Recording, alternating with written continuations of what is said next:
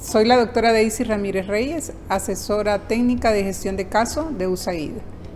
Vamos a realizar el tema control de infecciones y gestión de desechos en el contexto de la vacuna COVID-19 y vamos a revisar algunas novedades de los lineamientos del Ministerio de Salud del 23 de julio del 2023, tercera edición.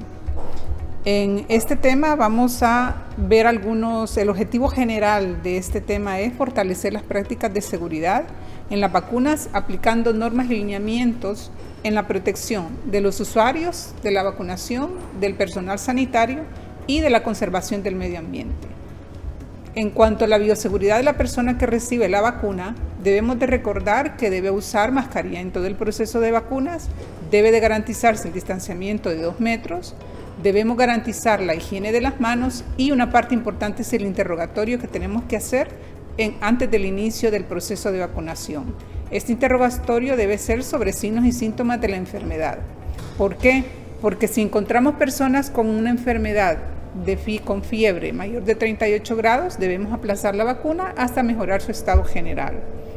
Personas que estuvieron ingresadas por enfermedad grave y recibieron anticuerpos monoclonales o plasma, la recomendación es que deben de aplazar 3 meses la vacuna, así como también personas con PCR positiva, independientemente de su estado de salud, deberán esperar 3 semanas. El personal sanitario principalmente debe de tener sus medidas de bioseguridad enfocadas a higiene de manos, que esta es la medida de oro en cualquier situación de salud que nosotros vayamos a realizar. Recordemos que la higiene de manos tiene 5 momentos, 2 momentos antes y 3 momentos después. Antes del contacto con el paciente, antes de realizar una tarea limpia, después del contacto con el paciente, después del contacto con fluidos del paciente y después del contacto con el entorno del paciente. El equipo de protección personal que debe usar el personal sanitario en nuestro país para realizar esta actividad, según el nuevo lineamiento, solo debe consistir en gorro, mascarilla quirúrgica, protección con gafas o la máscara. Las batas no son necesarias porque estas solo se utilizan si hay riesgo de salpicaduras de fluidos corporales en el cuerpo del trabajador sanitario, situación que realmente prácticamente no ocurre aquí en este proceso. En cuanto a la gestión de residuos de vacunación COVID-19, recordemos que siempre debemos disgregar los residuos y dentro de ellos tenemos los comunes para que sepamos dónde debemos depositarlos. Según la normativa nuestra, todo lo que son residuos comunes y dentro de ellos incluimos las torundas sin ningún fluido corporal, deben de ir en bolsa negra. Previamente deben de haber sido colocados en una cajita de cartón. En cuanto a los residuos bioinfecciosos, igualmente deben recibir diferente tratamiento según sean. Las botes de vacunas que ya se utilizaron deben ir previamente en una cajita y luego en una bolsa roja. Igualmente, residuos bioinfecciosos de torundas con fluidos, que para este proceso sería sangre, un poquito de sangre, al igual que si usáramos una bata, debe de ir en bolsa roja.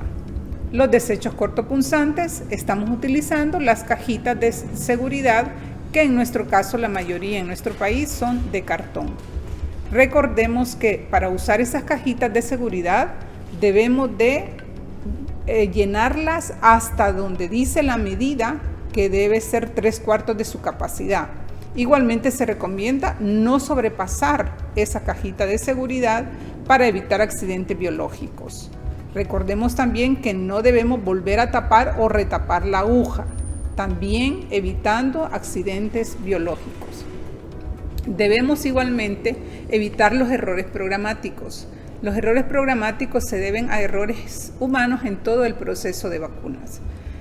¿Cuáles podrían ser estos? No observar contraindicaciones y precauciones de cada vacuna. Aplicación de vacunas a personas fuera del grupo objetivo. Ejemplo, aplicar a embarazadas vacunas que no corresponden a las que están indicadas para las embarazadas. Aplicar también vacunas fuera del tiempo o uso después de reconstituida o mal reconstituida. y falta de cumplimiento de los 12 correctos de la vacunación segura. Y vamos a recordar cuáles son esos 12 correctos. Son que debemos de estar seguros que tenemos el paciente correcto, la vacuna correcta para ese paciente, la dosis correcta de esa vacuna y la vía correcta de esa vacuna.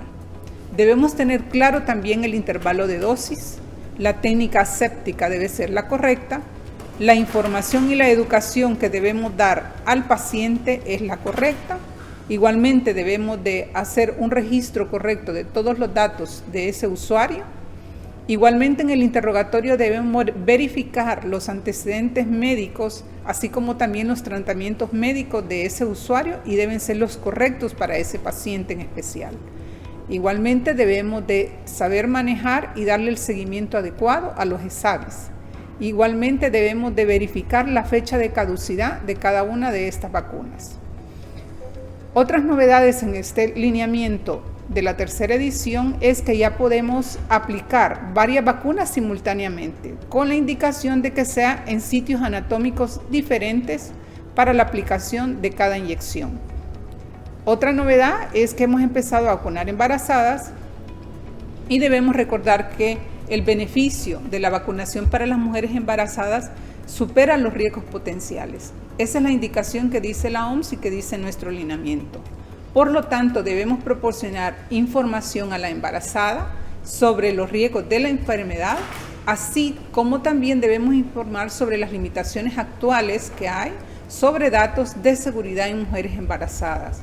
Es por ello que en el lineamiento se dice que la decisión de la embarazada para vacunarse debe ser una decisión libre.